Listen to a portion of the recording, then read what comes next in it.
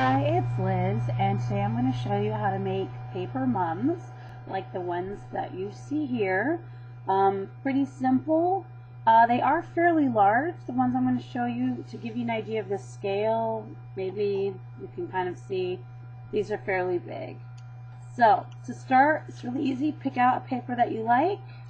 Don't cheap out. Get a nice quality paper. And you're going to make several circles. So what I have is I have 2 of each, and I have 3 inches in diameter, 4 inches in diameter, and 5 inches in diameter. So the 2 largest ones I'll do first, easiest to see. You're just going to fold your circles into half, and then quarters, and then eighths. So basically you fold it in half and half and half. The shape that you're gonna cut out is like bunny ears, so I find it easier to kind of draw it first. I'm not so good at freehand cutting this shape, so I just kind of draw bunny ears, and that's the shape I'm gonna cut out. It's kind of like a distended heart. Now you are cutting through several layers of paper, so it's important that you have nice, good, new, sharp scissors. Anybody that's watched my videos knows that using scissors is not my forte, so hopefully yours will be much smoother than mine, because I am the queen of jiggity-jaggedy cuts.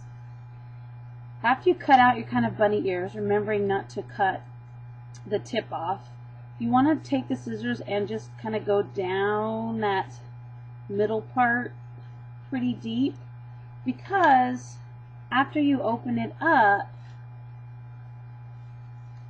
what you're going to do is fold each petal in half. Mums tend to have kind of curly petals, so I fold it in half to kind of mimic that curliness. So you're going to go ahead and you're going to do that with all the petals, and you're going to go ahead and you're going to do that with the other largest circle as well.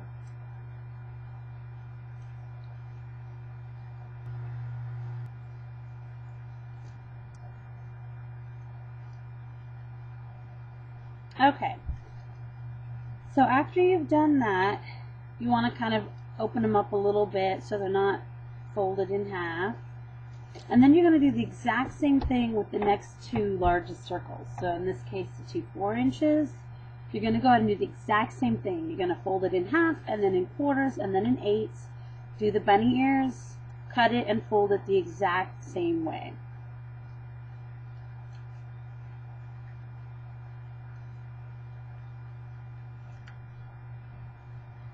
Some people are curious as to why I only make paper flowers, and I make actually a lot of things, not just paper flowers.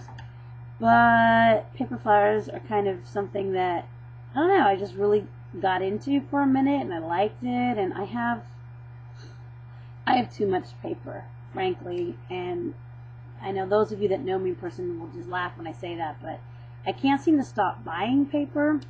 And paper flowers use a lot. I mean, one mum uses a whole sheet of 12 by 12. If I make a dozen roses for someone, that actually uses about 24 sheets of 12 by 12. So, you know, it's a good use of the paper. I also scrapbook, and I make cards as well. But anything paper crafty I enjoy. I like paper. I don't know what it is about buying paper that's so incredibly addicting. I don't know if I need like therapy. I haven't bought every single pad of paper that you can buy though yet, so I feel like I'm okay, you know, and I haven't gotten to the point where, like, you know, I'm living in my car because I couldn't pay my rent because I spent all the money on paper or anything like that. But I probably have, oh, I don't know, maybe 25,000 sheets of paper and cardstock, and I'm not sure if that's hyperbole. I have a lot. I don't have room for it. I have a friend of mine that we're always kind of joking about how much paper we have. And it's really not that funny, because it's really a lot of paper. But, you know, it's not terribly expensive, and I get to play with it and try to find new ways to make new flowers, like this chrysanthemum design. So anyway, make sure you do that with both circles.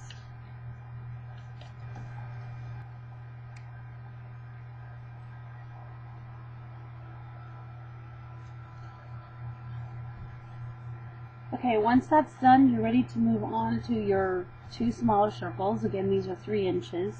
You can see I have a little bit of a problem with this one. But again, when you're making paper flowers out of a circle, you're always going to cut so that the edges of your circle aren't there. So my circle cutter maybe needs a new blade, but it doesn't really affect my the look of my flowers. My shoddy cutting is what affects that. For the smaller circles, you're going to do things a little different. You're going to still fold it into 8s. But because it's such a small piece of paper, and because the flower gets quite crowded, you know, the more you kind of build it up, I just cut a single petal shape out instead of that kind of double bunny ear shape.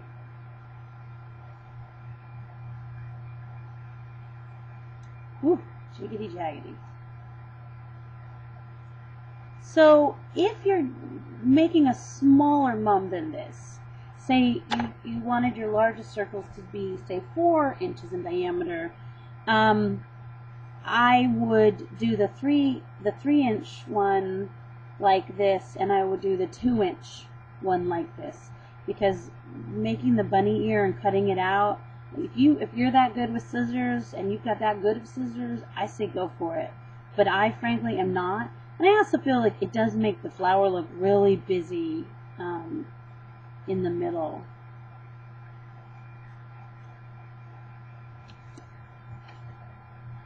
So again, you want to do the same thing with both. Do the single petal after folding it into 8s.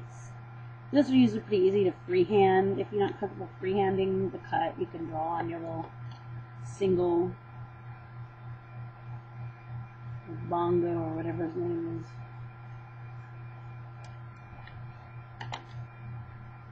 Another thing people ask me a lot is why the name lasagna.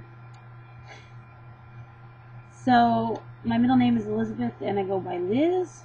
And many years ago, back when I was a part-time math teacher, I had a student who her name was Princess, and which is kind of ironic because that's what my first name means.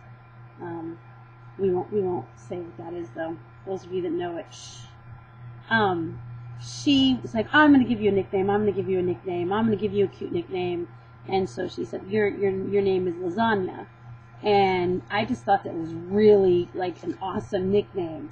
It never caught on, but I use it on YouTube and sometimes in forums and things. So that's really the etymology there. So now what you're going to do is layer them from biggest to smallest using your favorite adhesive. I'm actually going to use my most unfavorite adhesive, Glue Dots, just in the essence of saving time. You can use a glue stick. You can stick them together with a brad. What I kind of try to do is offset them a little bit so that to make them look a little more full.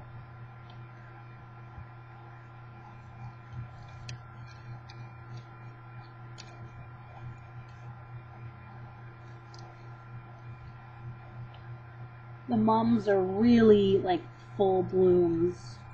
When I was working on the design for this, I was looking at pictures of mums on the internet left and right, and there's like a lot of different kinds of mums, and it's kind of hard to pick one style, I suppose, that I really liked. But I'm fairly happy with the way these come out, and they're not that difficult to make. They're time consuming, but I don't feel that the difficulty level is such that, you know, a novice couldn't do it. So anyway, just like that, there is your mum. If you want, of course, you can put, you know, a bling or a medallion or something. The smaller version I made is like this. It starts with a 4-inch, it goes 4-inch, 4-inch, 3-inch, 3-inch, 2-inch, 2-inch, and then I stuck a medallion. And again, I just did the single petal for the 2 and the 3. I sort of don't think it looks quite as mum-esque, mummish, as the bigger ones do. I feel like these kind of look more like a mum. If you want the kind of fuller version, what you do instead of folding the petals in half and creasing them is that you curl them. And if you've seen my how to make a paper rose video, it's the same kind of idea. I use a cuticle stick because that's really tight, and I curled each leaf. It takes a long time and much patience because the bunny ears are like doubled up. So when you're curling, you're really curling like 2 at once. And then I just kind of fluffed it and opened it until I thought it looked like a mum. Your choice. I sort of think that either way looks pretty much like a mum. But that's it. Pretty simple, not too difficult to make, and that is how you make a paper mum.